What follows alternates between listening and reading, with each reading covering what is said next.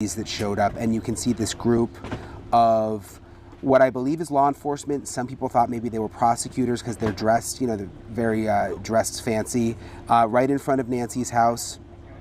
They were looking at the doorway, the area where we saw the blood. They were really focused on the front of the house. Then they walked around to the side of the house, a group of them. We had our drone up. They were in the back of the house and on the side of the house. And then there was this other black SUV that showed up. This was what really interested me. Went into Nancy's garage. They opened the garage, the SUV went in, and then they closed the garage. And you could see some of the people who were here who, I know at least one of them was a Pima County homicide detective, I'm told.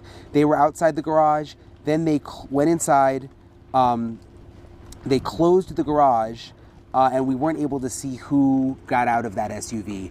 That was especially interesting to me just because I haven't seen that happen before. Like, is there someone that they didn't want us to see going into the house? My first thought was maybe a family member that just didn't want to be on camera with all the media outside.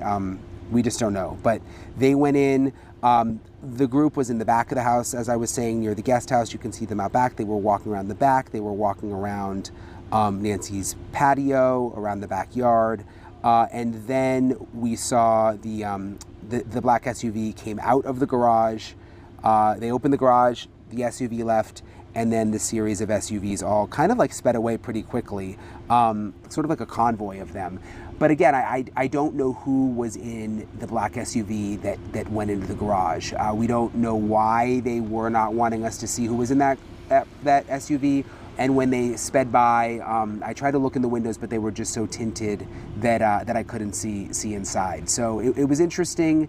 It was clearly investigators who were out here. The reason that they came out today, we don't know. It's interesting timing, one day after the $1 million reward that Savannah put up.